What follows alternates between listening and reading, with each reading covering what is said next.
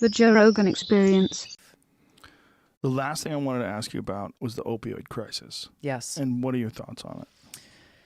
This is an epidemic that is continuing to ravage the country, and we are not doing enough. Our government is not doing enough right now to solve it. And I point to one very simple thing that could drastically help those who are dealing with opioid addiction and trying to walk down that path towards recovery, and that is ending the federal prohibition on marijuana. There has been a correlation in states that have legalized either medical use or adult use of cannabis, a direct correlation in a reduction of opioid addiction as well as opioid-related deaths. This is one thing that Congress can do now to help make progress in dealing with this opioid epidemic.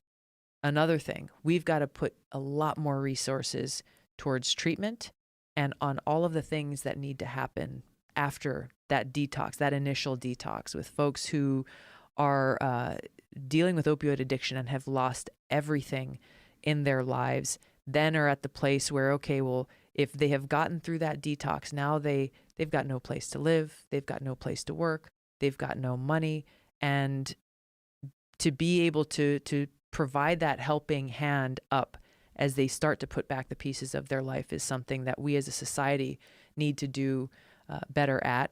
And the third thing I'll say is we've got to go after the culprits responsible for this. When you look at companies like Purdue Pharma, who have intentionally deceived and lied and cheated the American people into taking these opioids, saying, no, they're not risky, they're not dangerous, don't worry about it, these highly addictive opioids, creating this situation that we're in, they are still not being held accountable in the way that they need to. This I think it's the Sackler family, has made tons of money off of selling these opioids that have ruined and devastated people's lives.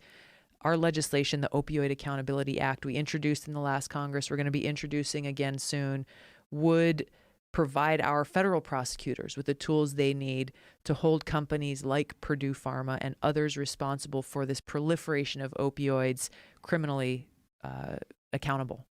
And another thing that baffles me is this constant changing of the dosage, this fentanyl and this new thing that's even more powerful than fentanyl. The fact that they're developing these incredibly potent opioids. Which the FDA has approved. Like, I don't understand. Right. I don't understand, why do you need them? Like, right. What are they for? They're toxic, they're fatal in incredibly small doses. Yeah. And it's not like we don't already have OxyContin, codeine, we have all these pain medications. Like, why are they insisting on letting these companies patent these superior and even more lethal versions of something we already have a problem with? That's exactly right. It makes no sense. And I think it speaks to the huge influence that these pharmaceutical companies have over regulators and lawmakers both. So much of this comes back to money, Joe.